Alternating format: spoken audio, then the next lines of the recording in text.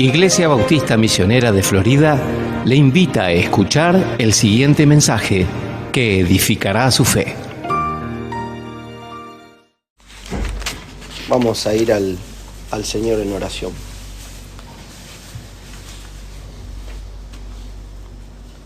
Padre eterno, nos acercamos en esta mañana, Señor, ante tu presencia, solamente por medio de los méritos de Cristo en la cruz, Señor, solamente confiando en su obra, Señor, confiando en su justicia, confiando en su rectitud. Padre, te damos gracias por Cristo, te damos gracias, Señor, por, como dice tu palabra, el justo murió por los injustos, al que no conoció pecado por nosotros lo hiciste pecado, Señor, y te damos gracias que por medio de Cristo hoy nosotros podemos venir ante tu trono, Señor. Damos gracias porque Cristo resucitó y damos gracias porque Él ahora mismo está sentado a tu diestra y Él vive para interceder por nosotros. Damos gracias porque el Dios hombre, un hombre, ahora está delante de tu trono, Señor, intercediendo por nosotros. Damos gracias por Cristo, Señor. Es en su nombre que venimos en esta mañana ante ti. Pedimos por favor tu bendición. Pedimos que tu palabra sea de desafío, de ánimo, de exhortación. Padre, pedimos que tu palabra nos edifique en esta mañana a todos nosotros. Lo pedimos por favor en el nombre de Cristo. Amén. Muy bien. El 20 de julio de 1969 ocurrió uno de los eventos más importantes de toda la humanidad. Este evento fue transmitido por radio y también por televisión. La transmisión se estima que alcanzó entre 60 y 70 países, alcanzando aproximadamente a 600 millones de personas. Aproximadamente 600 millones de personas escucharon la transmisión en vivo de la llegada del Apolo 11 a la Luna.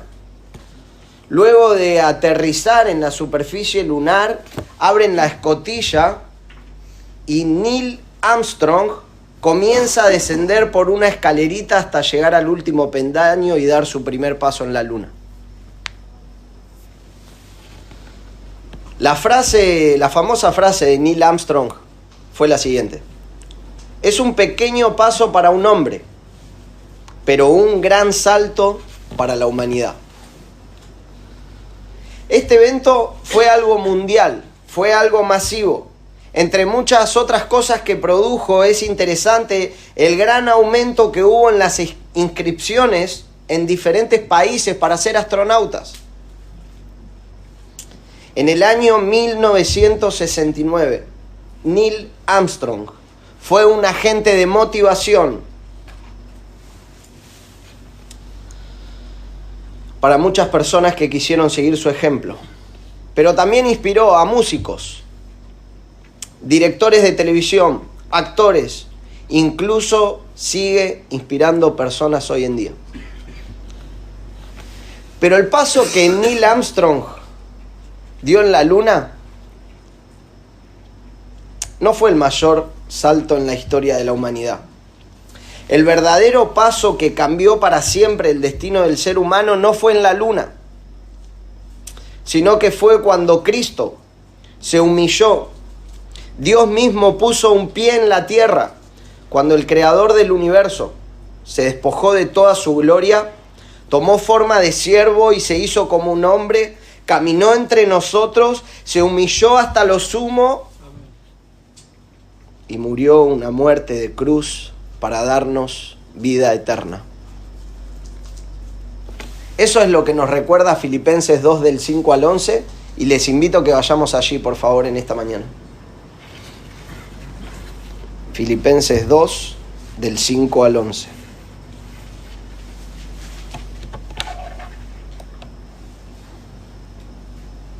Vamos a leer la palabra del Señor, que dice así: haya pues en ustedes esta actitud que hubo también en Cristo Jesús, el cual, aunque existía en forma de Dios, no consideró el ser igual a Dios como algo a que aferrarse, sino que se despojó a sí mismo, tomando forma de siervo, haciéndose semejante a los hombres, y hallándose en forma de hombre, se humilló él mismo, haciéndose obediente hasta la muerte y muerte de cruz. Por lo cual Dios también lo exaltó hasta lo sumo, y le confirió el nombre que es sobre todo nombre, para que al nombre de Jesús se doble toda rodilla de los que están en los cielos, en la tierra y debajo de la tierra, y toda lengua confiese que Jesucristo es el Señor, para gloria de Dios el Padre. Entonces, lo primero que quiero que veamos en esta mañana es el sentir que hubo en Cristo Jesús. Y eso lo vamos a ver en el primer versículo, en el versículo 5. Dice: haya pues en ustedes esta actitud que hubo en Cristo Jesús. También este pasaje literalmente se lee así: este pensar en ustedes que también en Cristo. Lo primero que me llama la atención acá, que Pablo no está dando una sugerencia. El apóstol Pablo no les está dando una sugerencia. Él no está diciendo estas palabras a sus lectores originales para que ellos quizás puedan tener la opción de hacerlo o no, de tener el sentir de Cristo. Aquí Pablo, esta palabra pensar, está en su modo imperativo, lo cual indica que es un mandato. Pablo le está dando un mandato a estas personas. Es un mandato pastoral y es un mandato apostólico del apóstol Pablo para la iglesia en Filipos. Él nos manda bajo la autoridad de Dios a que tengamos la misma mente, la misma actitud, el mismo sentir que hubo en Cristo Jesús. No es una opción, es una orden. Y es una orden dada por el apóstol Pablo. ¿Y a quién fue dirigida esta orden? Bueno, vemos en el versículo 1, ahí si quieren girar sus hojas, en el capítulo 1, versículo 1, dice así: Pablo y Timoteo, siervos de Cristo Jesús, a todos los santos en Cristo Jesús que están en Filipos, incluyendo a los obispos y diáconos.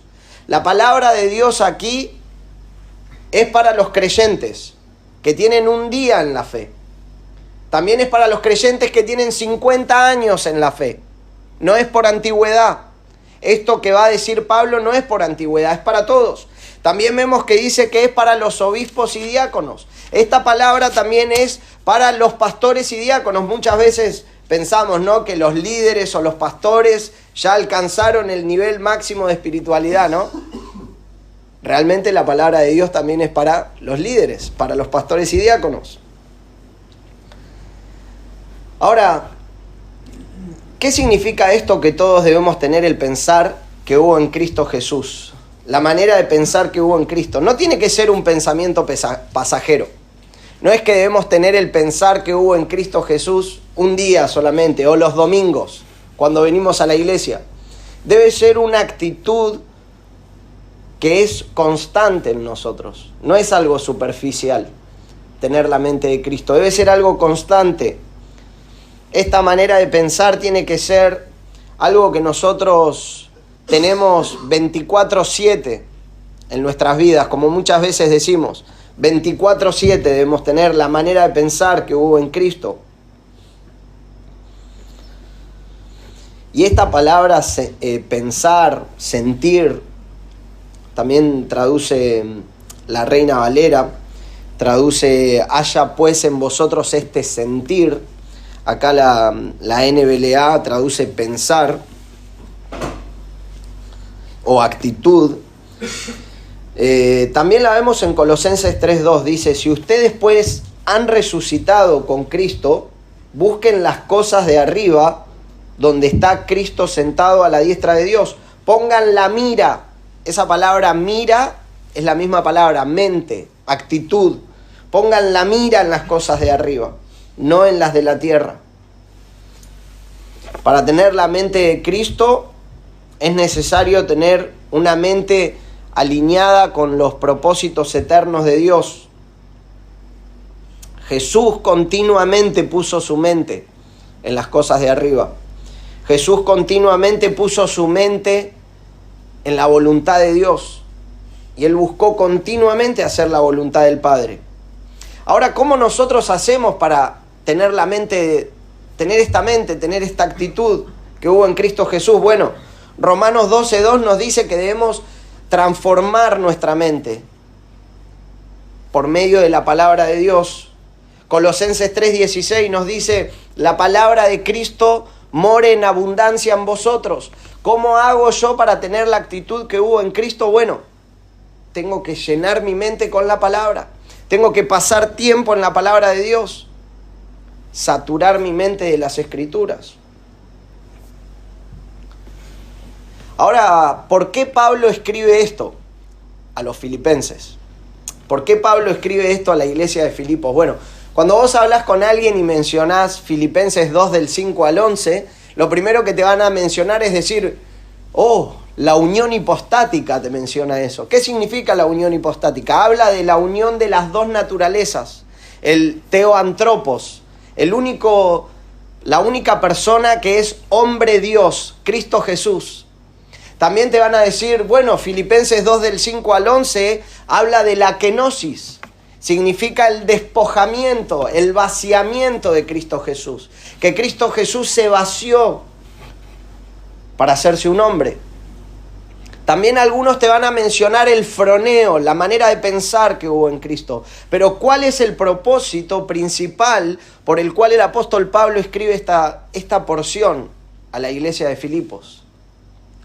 Es para que aprendamos la humillación, la humildad de Cristo. Aprendamos eso. Él es nuestro mayor ejemplo a la hora de humillarnos y a la hora de vivir en humildad.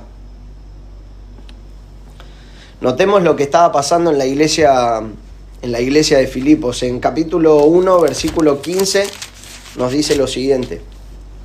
Si bien esto no era específicamente en la iglesia de Filipos, sí está en el contexto de la carta y es importante mencionar. Algunos a la verdad predican a Cristo aún por envidia y rivalidad, pero también otros lo hacen de buena voluntad. Algunas personas estaban predicando a Cristo por envidia. Es el propósito por el cual Pablo escribe esto, para mostrar el ejemplo de Cristo. También vemos en el capítulo 2, versículos 2 y 3, nos dice lo siguiente: hagan completo mi gozo, siendo del mismo sentir, conservando el amor, unidos en espíritu, dedicados a un mismo propósito. No hagan nada por egoísmo o por vanagloria, sino con actitud humilde. Cada uno de ustedes considere al otro como más importante que a sí mismo. Al parecer había contiendas. Al parecer en la iglesia de Filipos había egoísmo, había vanagloria. Pablo por eso les escribe esto. Y creo que lo más importante de destacar en la carta... también vemos acá en el versículo 14, miren lo que nos dice, capítulo 14 dice así: hagan todas las cosas sin murmuraciones ni discusiones. Había murmuraciones, había discusiones en la iglesia, pero lo más importante, creo que lo vemos en el capítulo 4, versículo 2, cuando Pablo dice: ruego a Evodia y a Síntique que vivan en armonía en el Señor. Estas dos mujeres, Evodia y Síntique, imagínense, en la iglesia de Filipos, Pablo hace una reprensión pública para estas mujeres. Siempre somos muy cuidadosos, ¿no?, de no exponer a nadie públicamente. Pero Pablo lo hace público, porque al parecer había un conflicto grande entre estas mujeres. Y estas mujeres probablemente representaban a dos familias, que había división en la iglesia. Y Pablo les dice: ruego que sean de un mismo sentir. Y estas mujeres, miren lo que nos dice el versículo 3. En verdad, fiel compañero, te ruego que ayudes a estas mujeres que han compartido mis luchas en la causa del Evangelio. Estas mujeres habían luchado junto al apóstol Pablo por la causa del evangelio. Sin embargo, ahora estaban en conflicto entre ellas. Entonces, vemos por qué Pablo escribe esta porción a la iglesia de Filipos. Y les dice, tengan esta misma actitud que hubo en Cristo Jesús. Y esto lo vamos a ver bien en el siguiente punto. Pero quiero que consideremos ahora, ¿cuál era la actitud que había en Cristo? ¿Cuál era su actitud a la hora de servir? Vemos en Juan 13, capítulo 13 del 1 al 17. Es una porción maravillosa de la Biblia. Si ustedes después la quieren leer, pueden hacerlo, anótenselo si quieren. Pero vemos en Juan capítulo 13 del 1 al 17, vemos al Señor glorioso, al soberano del universo, que se ciñe una toalla, toma agua y lava los pies sucios de sus discípulos. Incluso también lava los pies de Judas, quien lo iba a traicionar. Esta tarea solo la hacían los esclavos en el primer siglo. Y los pies en este tiempo estaban verdaderamente sucios. No es como ahora que si decimos, bueno, vamos a lavarnos los pies entre nosotros. No creo que nadie de todos nosotros tenga en esta mañana los pies sucios. Pero en el primer siglo tenías los pies sucios porque estabas caminando por semanas o por días sobre tierra con unas sandalias, con unas chancletas. Imagínate cómo te quedaban los pies extremadamente sucios y había desechos de animales por todos lados en este tiempo. Había de todo en esos pies. Y en el momento de la cena, cuando ellos se sientan no se sientan a cenar, en realidad se recuestan para cenar, porque ellos no se sentaban en sillas como nosotros. Ellos se recostaban para cenar. ¿Y sabes qué pasaba? Si vos tenías los pies sucios, tu pie sucio le estaba dando en la cara al otro. Y nadie tuvo esa actitud de lavar los pies. Estaban comiendo con los pies sucios del otro en la cara. Y ninguno tuvo la iniciativa, ninguno tomó la iniciativa de lavar los pies. Y el Señor Jesús lo tuvo que hacer. Tuvo que levantarse y mostrar con su ejemplo. Lo que nadie más quería hacer lo hizo Cristo. Lo que nadie más quiso hacer en ese momento, Él lo hizo.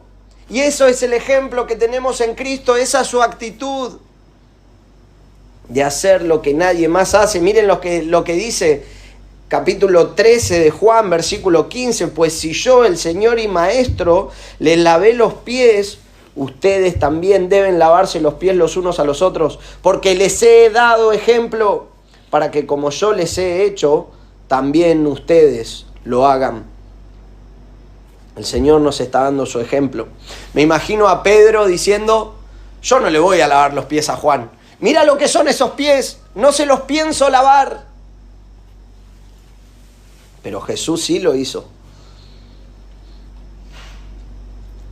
La actitud que hubo en Cristo es una actitud de servicio humilde. Vemos también en Lucas 22, 27, porque ¿cuál es mayor? ¿El que se sienta a la mesa o el que sirve? ¿Cuál es mayor? No lo es el que se sienta a la mesa. Sin embargo, entre ustedes, yo soy como el que sirve, dijo Cristo. Él estaba sirviendo las mesas.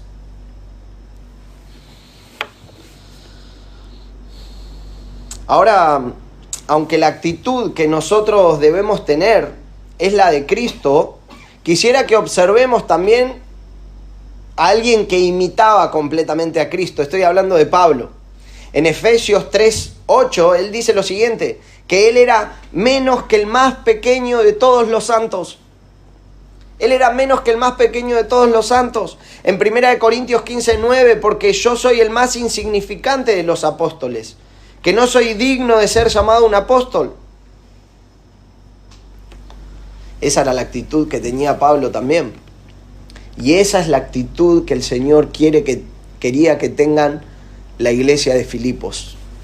Esa es la actitud. Por eso Pablo escribe toda esta epístola, esta porción a la iglesia de Filipenses.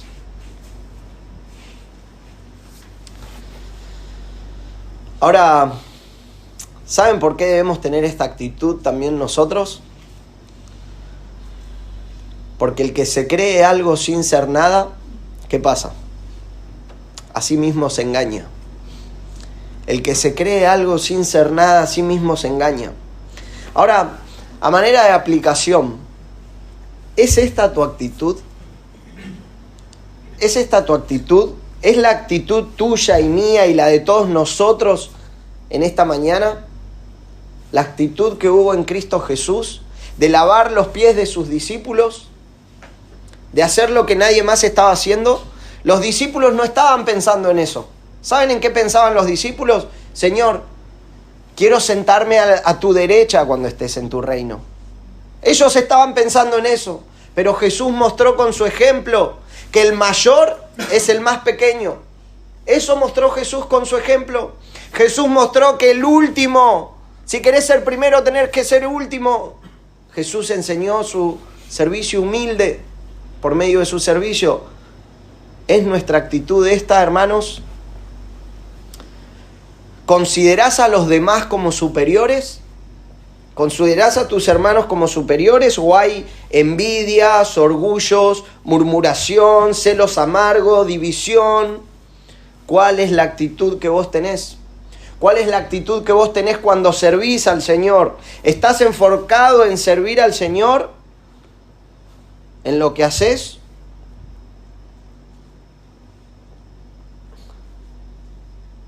Vemos también a Cristo siendo nuestro ejemplo en lavar los pies de sus discípulos. Algo que nadie más estaba dispuesto a hacer. Y otra vez, nosotros hoy no nos vamos a lavar los pies, pero Jesús lavó los pies incluso de quien lo iba a traicionar. Te pregunto, ¿estás dispuesto a servir a tus hermanos, a todos? ¿O decís, no, yo a aquella persona no la sirvo? Aquel hermano o hermana no lo voy a servir. Bueno, Jesús sirvió incluso a quien lo iba a traicionar. Y Él es nuestro ejemplo. Y Él hizo lo que nadie más estaba dispuesto a hacer. ¿Estás dispuesto a servir al Señor en aquello que nadie más está dispuesto a hacer? Como por ejemplo lavar los pies. Pensaba, ¿no? Por ejemplo, si el baño se tapa, ¿estás dispuesto a ir a destapar el baño si se tapa? ¿O decís, no, eso yo no lo voy a hacer, es muy asqueroso? Bueno, Jesús hizo algo que nadie más estaba dispuesto a hacer. Y Él es nuestro ejemplo. Que tengamos esta actitud, que el Señor nos ayude a tener esta actitud que hubo en Cristo Jesús. Esta actitud de servicio. Lo segundo que quiero que veamos es la humillación de Cristo. La humillación de Cristo. Y esto lo vemos en los versículos 6, del versículo 6 al 8. Del versículo 6 al 8. Antes de entrar en este punto, quería mencionar una película. A mí me gusta ver películas buenas, dentro de todo, y comedias, por lo general. Y esta película, tal vez, no sé si todos la vieron, pero quizás aquellos que tengan más de 30 años la pudieron haber visto, que se llama Un príncipe en Nueva York. ¿Alguien la vio? ¿Sí? Bueno, esta película, Un príncipe en Nueva York, es la historia que relata a un príncipe de África llamado Akim, que deja toda la gloria de su reino para ir a buscar una esposa a Nueva York. Akim quería una esposa que lo ame por quién es él y no por todo lo que tenía. Entonces, en la trama de esta comedia vemos a este príncipe trabajando en un lugar de comida rápida, con ropas comunes, viviendo una vida ordinaria. Dejó toda su gloria en África para venir a buscar una esposa en Nueva York. Ahora, lo interesante es que al final de la película viene el rey con todo su séquito, y cuando lo ven a Kim con ropas andrajosas, trabajando en un lugar de comida rápida, viviendo una vida ordinaria, eso no fue eso no fue, digamos, un limitante para que el rey y todo el séquito que venía con el rey no, pero todo el séquito se postró ante Akim. Porque aunque él estaba con ropas andrajosas, trabajando en un lugar de comida rápida y viviendo una vida ordinaria, él seguía siendo un príncipe. Y esto es una ilustración que nos ayuda a dimensionar, aunque de forma muy limitada, lo que pasó cuando Cristo dio este paso de venir a este mundo. Vemos lo que nos dice el versículo 6. El cual, aunque existía en forma de Dios, no consideró el ser igual a Dios como algo a qué aferrarse. Cristo existía en forma de Dios. En el griego el texto se lee así: el cual en forma de Dios existiendo. La palabra forma está puesto de manera enfática y no se refiere solo a una apariencia externa, sino a su naturaleza interna, a su misma esencia. Cristo es la forma de Dios. Cristo posee la misma esencia de Dios. Además, la Reina Valera traduce el cual siendo en forma de Dios. Esta palabra siendo en griego es un participio, un verbo presente participio. Un presente participio en griego indica continuidad. ¿Qué está diciendo este verbo? Cristo continuamente es en forma de Dios. Continuamente Cristo es Dios, sin principio ni final. Eso te está indicando esta palabrita. Existe en forma de Dios en su misma esencia, en su misma naturaleza. Continuamente es Dios y no dejó de serlo ni por un momento, ni en su encarnación, ni en su humillación. Es lo que menciona Pablo, palabra más adelante. Dice que no estimó el ser igual a Dios. No estimó el ser igual a Dios como cosa que aferrarse. Cristo es Dios, es igual a Dios. También vemos en Juan 1.1. En Juan 1.1 nos dice esto: en el principio ya existía el verbo, y el verbo estaba con Dios, y el verbo era Dios. Ya existía, estaba y era, de Juan 1.1, son la misma palabra, el imperfecto del verbo eimi en griego. ¿Y saben qué significa eso? Indica existencia continua. Cristo continuamente es Dios. Antes de todo principio, sin comienzo ni interrupción, Él es eterno. Cristo es Dios. Eso es lo que nos indica. También en Juan 1.4 vemos que dice: en Él estaba la vida. En Él estaba la vida, la misma palabrita. Continuamente en Cristo estaba la vida. Es la razón por la cual nosotros decimos que Él es el autoexistente. Él es autoexistente, Él no depende de nadie para vivir. Vos y yo dependemos de Cristo para vivir, pero Cristo no. Él es el autoexistente. En Juan 8.58 dice: en verdad les digo, antes que Abraham naciera, yo soy. Antes que Abraham naciera, yo soy, dice. Es interesante que desde Abraham hasta Cristo hay 2000 años.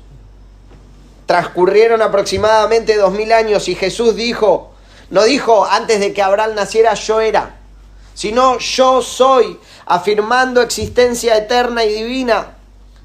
Es el mismo yo soy que habló con Moisés en la zarza ardiente. Cristo no comenzó, Él es desde siempre. Y lo interesante que en este pasaje Cristo ya estaba en su condición de hombre y declara abiertamente su identidad divina usando el nombre más sagrado de Dios. Yo soy. El nombre más sagrado de Dios lo usa Cristo para su misma persona. El Dios de Sinaí está parado frente a ellos y se lo declara públicamente, y automáticamente ellos tomaron piedras para tirárselas. Cristo es Dios. Cristo existía en forma de Dios. Colosenses 2:9 nos dice, porque toda la plenitud de la deidad reside corporalmente en Él. Colosenses 1:15, Él es la imagen del Dios invisible. Cristo es Dios. Aunque Cristo es Dios eterno, nos dice que no estimó el ser igual a Dios. No estimó el ser igual a Dios como algo a que aferrarse. No se apropió de eso. Sino, como vemos en el versículo 7, sino que se despojó a sí mismo. Se despojó a sí mismo. Esto es lo que se conoce como kenosis. Esta palabra, despojó, es la kenosis y significa vaciamiento o despojar. Ahora debemos entender de qué se vació Cristo. ¿De qué se vació Cristo? Bueno, Él no se vació de su deidad. Él no se vació de su deidad. Ni de sus atributos, como algunos alegan. Por ejemplo, los testigos de Jehová dicen que Cristo no es Dios.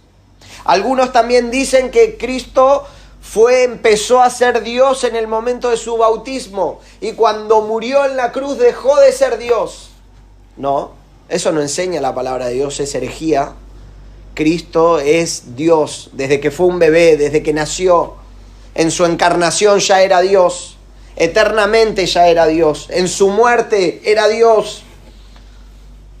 Pero entonces, ¿de qué se despojó Cristo? ¿De qué se vació? Bueno, se vació de su gloria visible. Decimos eso nosotros. Se vació de su gloria visible. ¿Qué significa esto? Que Él veló su majestad y su gloria esplendorosa y resplandeciente que poseía como Dios desde la eternidad. Él se despojó de eso.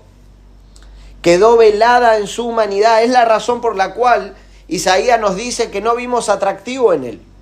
Isaías dice que lo vimos como una raíz seca, porque Él veló su gloria. Y si Cristo no hubiese velado su gloria, todos hubiesen muerto inmediatamente, ¿no? Porque nadie puede ver a Dios y vivir. En Juan 17:5 dice, y ahora glorifícame tú, Padre, junto a ti, con la gloria que tenía antes de que el mundo existiera. Cristo veló su gloria.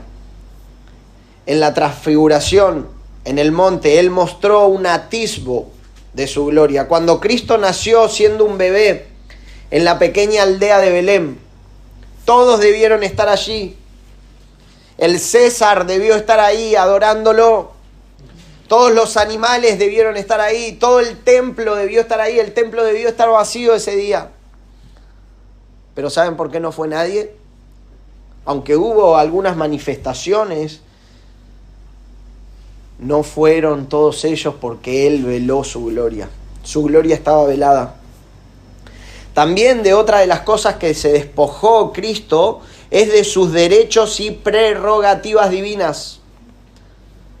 ¿Cuáles son estos privilegios a los que Cristo renunció? Por ejemplo, no tener hambre. Él como Dios pudo no haber tenido hambre nunca. Sin embargo, Él se despojó de eso. Él renunció a no tener hambre, cansancio, dolor. También renunció a la muerte porque Él murió en la cruz. Él como Dios, si quería, no podía morir, pero Él murió. Renunció al dolor, renunció a estar rodeado de ángeles que le sirvieran sin cesar. Renunció a recibir adoración inmediata. ¿Recuerdan lo que Jesús dijo? Que Él si quería podía orar al Padre y 12 legiones de ángeles venían a acudir a Él para servirlo. Bueno, Él se despojó de eso. Lo dejó de lado. Y también Cristo se vació del ejercicio independiente de sus atributos. Del ejercicio independiente de sus atributos. ¿Qué significa esto? Aunque seguía poseyendo todos sus atributos divinos como omnisciencia, omnipotencia y omnipresencia, durante su vida terrenal eligió no usarlos de manera autónoma, sino que siempre eligió someterse a la voluntad del Padre y actuar ¿Cuándo y cómo el Padre lo determinara a hacerlo? En el poder del Espíritu Santo. Vemos eso en la palabra de Dios. Acompáñenme a Lucas, por favor, solo para dar un ejemplo, al Evangelio de Lucas, capítulo 4.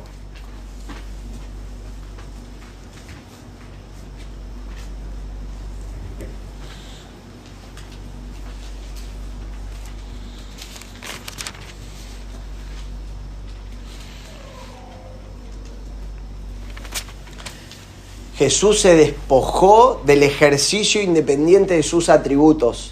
Y todo lo que Jesús hizo en esta tierra, lo hizo en el poder del Espíritu Santo. Vemos en el capítulo 4, versículo 1, dice que Jesús, lleno del Espíritu Santo, volvió del Jordán y fue llevado por el Espíritu en el desierto, por 40 días, siendo tentado por el diablo. Y no comió nada durante esos días, pasados los cuales tuvo hambre. Y entonces ahí sucede lo que es la tentación. Jesús es tentado, pero miren lo que nos dice el versículo 14 de Lucas 4. Versículo 14 dice lo siguiente: Jesús regresó a Galilea, ¿cómo? En el poder del Espíritu, en el poder del Espíritu Santo. Todo lo que hizo Jesús, lo hizo en el poder del Espíritu Santo, porque Él se vació del uso independiente de sus atributos. Tremendo. Sorprendente. Se vació o veló todo esto. ¿Saben por qué lo hizo?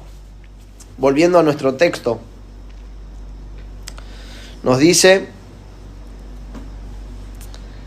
el cual, aunque existía en forma de Dios, no consideró el ser igual a Dios como algo a que aferrarse, sino que se despojó a sí mismo, tomando forma de siervo.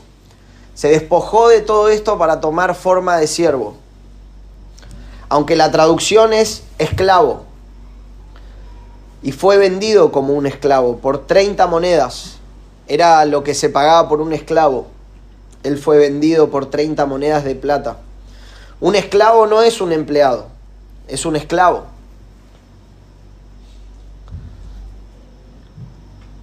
El que era por esencia Dios, tomó por esencia la condición de un esclavo, hecho semejante a los hombres. Hecho semejante a los hombres significa que Cristo, aunque es 100% hombre, tuvo un cuerpo humano, alma humana, mente humana, emociones humanas, tuvo hambre, sed, cansancio, dolor, angustia y muerte. Fue semejante a nosotros en todo eso. Pero Él no fue igual a nosotros en algo. ¿Saben en qué? En que Cristo no poseía pecado. Él fue sin pecado. La Biblia afirma categóricamente que Jesús no tenía pecado. Él era santo y puro. Es lo que nos afirma 2 Corintios 5:21. Al que no conoció pecado, por nosotros lo hizo pecado. Cristo es semejante a los hombres, no es igual a los hombres. Él no poseía pecado en su naturaleza. Hebreos 4:15, porque no tenemos un sumo sacerdote que no pueda compadecerse de nuestras flaquezas, sino uno que ha sido tentado en todo como nosotros, pero sin pecado. Primera de Pedro 2:22, el cual no hizo pecado ni se halló engaño en su boca. Cristo nunca pecó. Cristo no podía pecar. No podía pecar. Porque Él es semejante a los hombres. Versículo 8 dice, y hallándose en forma de hombre, se humilló a sí mismo. La palabra humilló es se rebajó, hacerse humilde. Lo tremendo es que se humilló siendo Dios. Siendo Dios, se humilló. Nosotros somos felices siendo hombres, ¿no? Estamos felices de ser hombres. Pero Cristo se hizo un hombre siendo Dios. Para Él fue una humillación. Imagínense tomar la misma condición que vos y que yo. Venir a este mundo corrupto es humillarse. Cristo se humilló, se hizo un hombre. Tercera persona del singular, Él se humilló.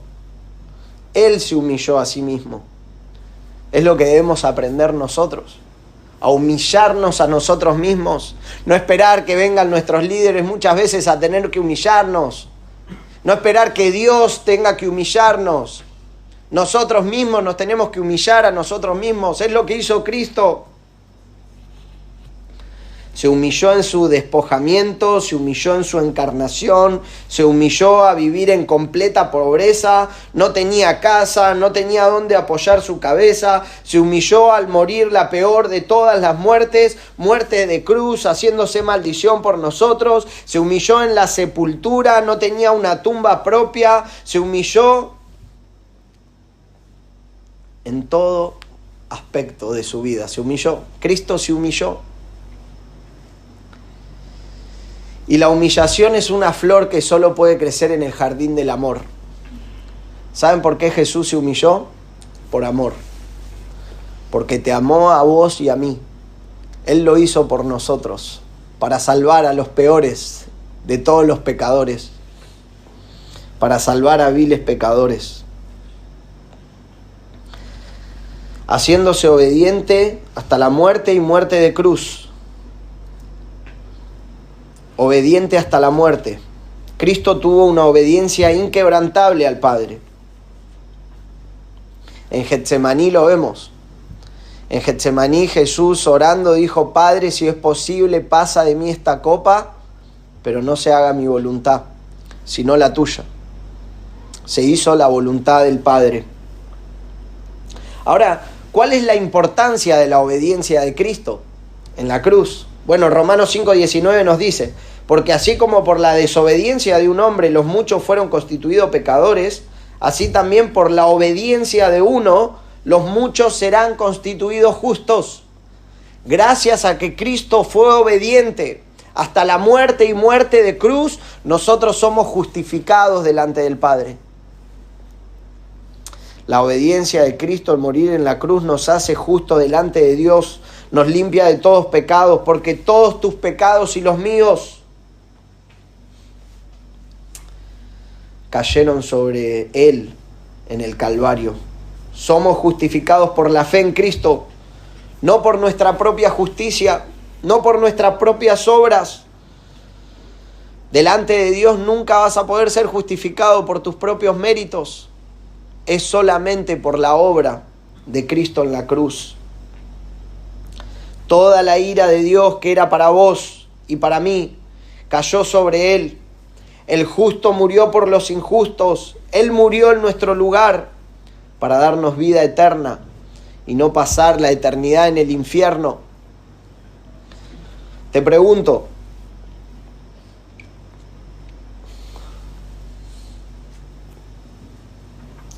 ¿has confiado en Cristo? ¿Has confiado en Cristo, quien vino a morir en la cruz, quien se humilló? ¿O estás confiando en tus propias justicias para tener vida eterna? ¿Pensás que podés entrar al cielo por ser buena persona? A veces uno dice, ¿no? Si morís hoy, ¿qué pasa con vos? ¿Vas al cielo? Sí. ¿Por qué? Bueno, me considero buena persona. No es lo que la Biblia enseña. Nadie va a ir al cielo por su propia justicia. Somos salvos por gracia, por medio de la fe, y esto no es de vosotros, es don de Dios. Es un regalo de Dios, es por medio de Cristo. Si no has confiado en Cristo todavía, te animo a que hoy puedas poner tu fe en Cristo. En Él, el cual, siendo Dios, se humilló hasta lo sumo, tomó forma de hombre y se hizo obediente hasta la muerte y muerte de cruz. Poné tu fe en Él, transferí tu confianza a Él y no a vos mismo. Ahora, hermanos, algunos desafíos para nosotros. El ejemplo de humillación de Cristo es lo que debemos seguir nosotros, vos y yo. Él se humilló siendo Dios, siendo en forma de Dios, Él se humilló hasta lo sumo. ¿Cuánto más debemos humillarnos vos y yo, que no somos absolutamente nada? Vos y yo no somos nada. ¿Cuánto más debemos humillarnos nosotros? No te creas más que nadie. Piensa en los demás. Humíllate. Humíllate al servir a los hermanos. No te pongas a vos primero. Es el ejemplo de Cristo. Pregúntate a quién puedo ayudar, a quién puedo servir hoy, a qué hermano puedo servirle. Y también, hermanos, que seamos obedientes. Obedientes hasta la muerte, de la misma manera que lo fue Cristo, que vivamos vidas de obediencia. Me encanta a mí eso, es mi oración. Señor, ayúdame a ser obediente hasta la muerte.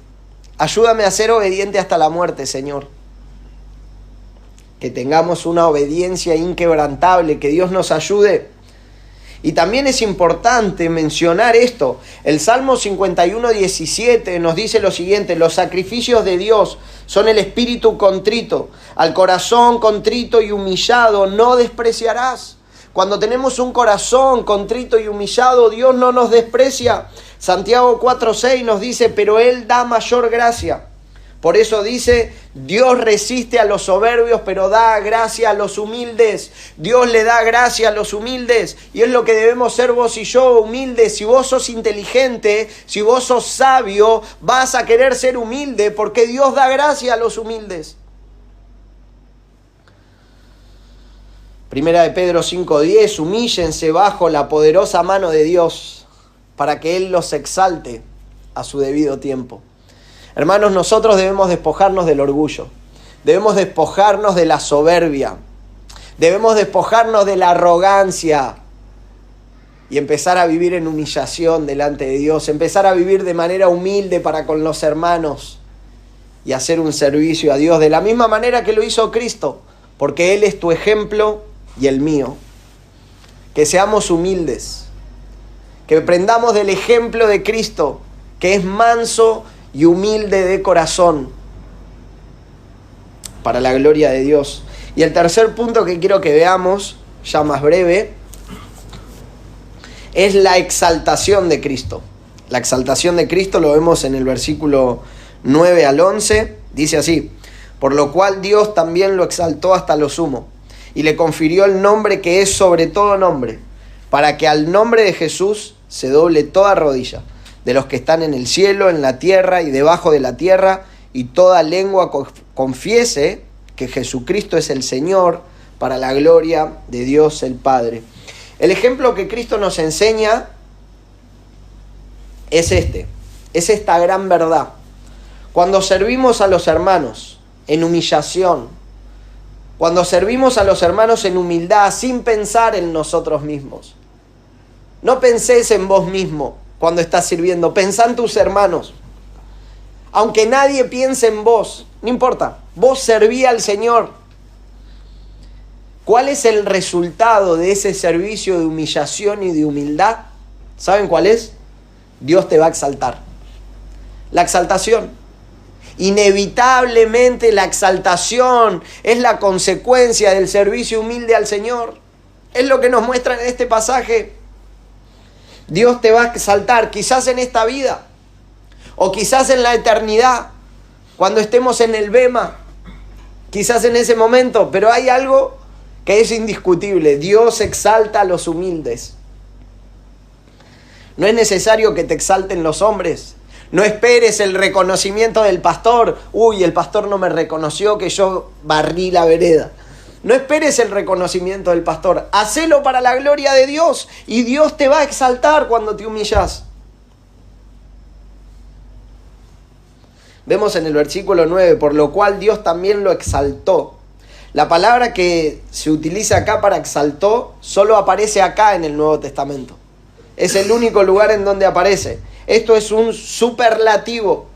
Es decir, esta expresión indica que Cristo fue exaltado al alto más grado posible.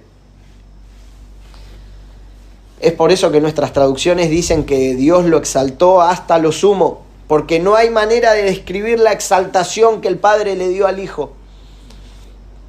Es lo que nos dice la palabra de Dios. Efesios 1:20 nos dice: ese poder obró en Cristo cuando lo resucitó entre los muertos y lo sentó a su diestra en los lugares celestiales, muy por encima de todo principado, autoridad, poder, dominio y de todo nombre que se nombra, no solo en este siglo, sino también en el venidero. Hebreos 1:3-4 nos dice: Él es el resplandor de su gloria y la expresión exacta de su naturaleza, y sostiene todas las cosas por la palabra de su poder. Después de haber llevado la purificación de los pecados, el Hijo se sentó a la diestra de la majestad en las alturas, siendo mucho mejor que en los ángeles, por cuanto ha heredado un nombre más excelente que ellos. Cristo fue exaltado. Hebreos 7:55 y 56 dice: pero Esteban, lleno del Espíritu Santo, fijó los ojos en el cielo y vio la gloria de Dios y a Jesús de pie a la diestra de Dios. Son solo algunos versículos de muchísimos más que nos muestran la exaltación de Cristo, que nos muestra dónde está Cristo ahora. Él fue exaltado hasta lo sumo y recibió un nombre que es sobre todo nombre. El nombre que recibió es el Señor. El Señor. Él es el Señor.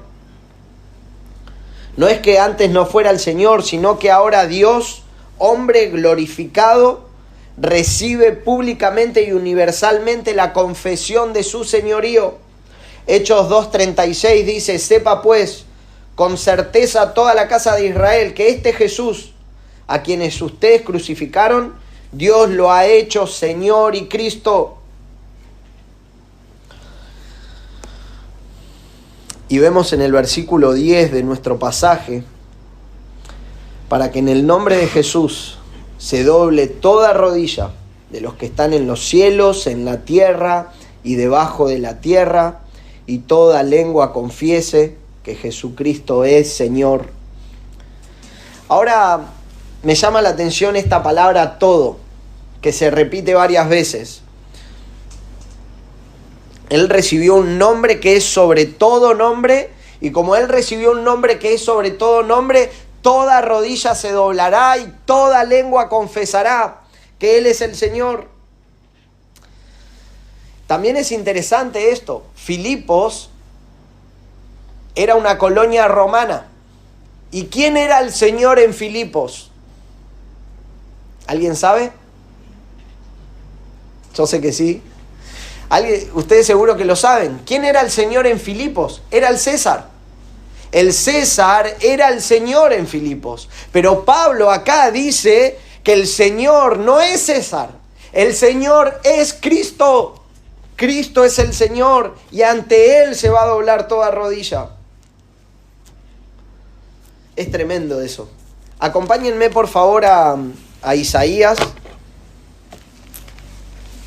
45, versículo 22. Ya para ir finalizando.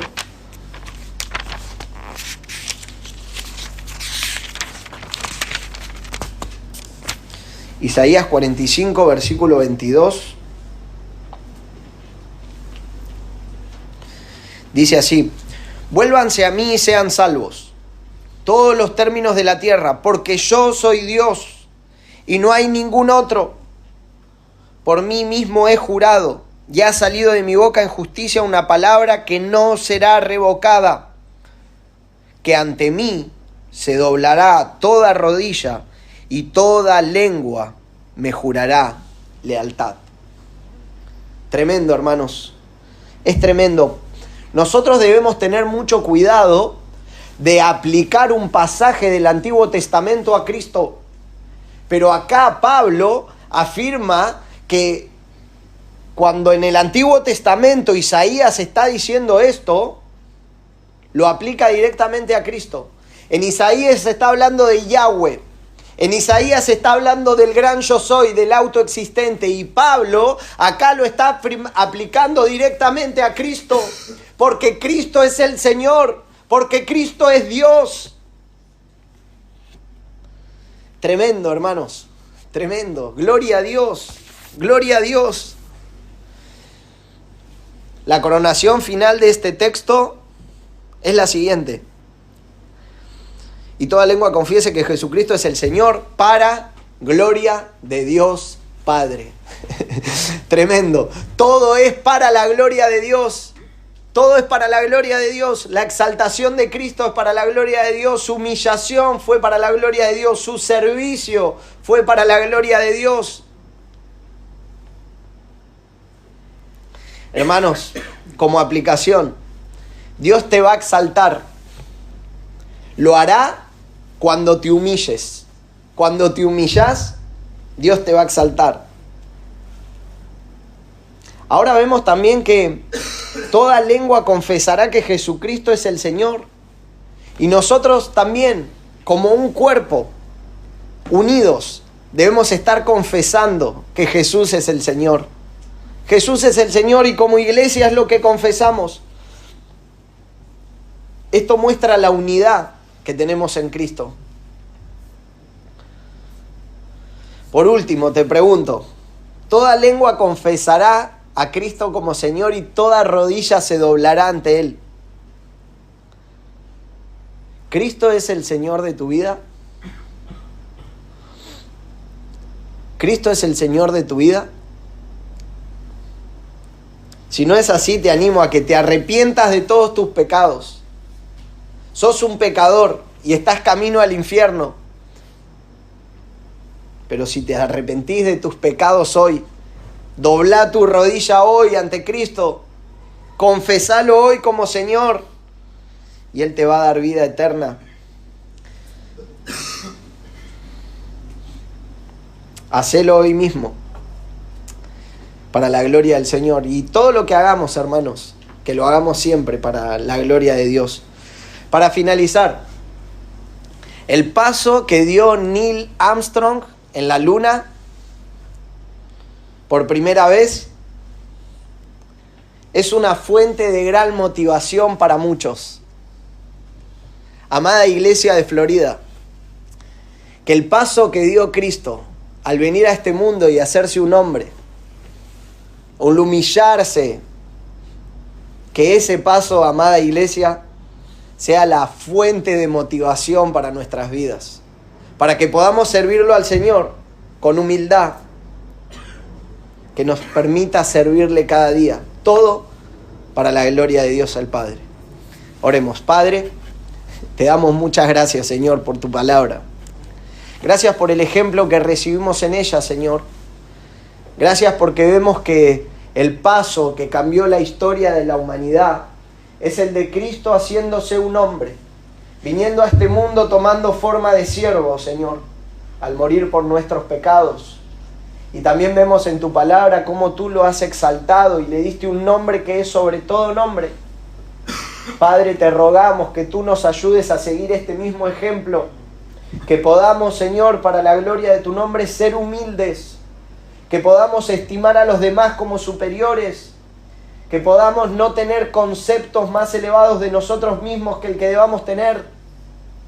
Por favor, Señor, ayúdanos a ser humildes para la gloria de tu nombre. Ayúdanos a servirte, incluso en lo que nadie más está dispuesto a hacer, que nosotros lo hagamos para la gloria de tu nombre. Y también entendiendo, Señor, que tú te humillaste a ti mismo y lo hiciste por amor. Padre, que el amor también nos ayude a servir a nuestros hermanos, que podamos humillarnos también por amor y que lo hagamos todo para la gloria de tu nombre. Pedimos todo en el nombre de Jesús. Amén.